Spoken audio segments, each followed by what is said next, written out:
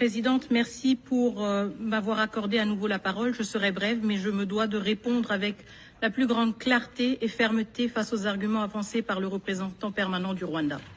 D'emblée, soyons clairs, je ne blâme pas le Rwanda pour tous les maux de la République démocratique du Congo.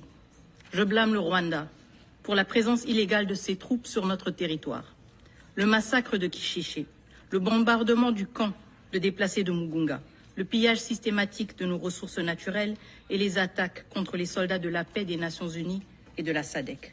Je blâme donc le Rwanda pour les violations de la Charte des Nations Unies. Ces actes sont tous des crimes, ils ne relèvent pas d'un quelconque malentendu ou de différends bilatéraux.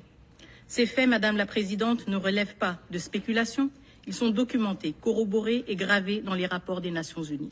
Je prends néanmoins note de la posture du Rwanda qui doute de l'objectivité des experts des Nations Unies. Le Rwanda avance que la République démocratique du Congo est confrontée à de nombreux groupes armés. Et oui, c'est un fait. Mais cet aveu de la complexité de notre contexte sécuritaire ne saurait servir de justification à ses propres violations de notre souveraineté. Ce n'est pas parce que d'autres défis existent que son soutien au M23 ou la présence de ses troupes en République démocratique du Congo en deviennent excusables. Je le dis avec force, l'appréciation du Rwanda sur nos défis internes ne lui donne aucun droit d'y intervenir. Le Rwanda invoque aussi l'idée que le M23 représenterait des communautés marginalisées. Permettez-moi de poser une question simple à cette Assemblée. Depuis quand des massacres, des déplacements forcés et la réorganisation démographique de territoires sont-ils des moyens légitimes pour répondre à des revendications ethniques ou sociales?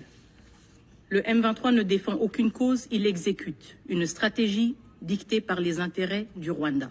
Le groupe d'experts l'a démontré, il ne s'agit pas de défendre des minorités, mais de contrôler des ressources et d'affaiblir la souveraineté de la République démocratique du Congo.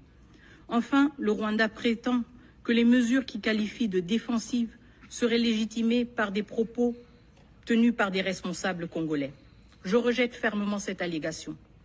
Aucun propos quelconque ne peut justifier les massacres de civils, les pillages de ressources ou l'occupation de territoires.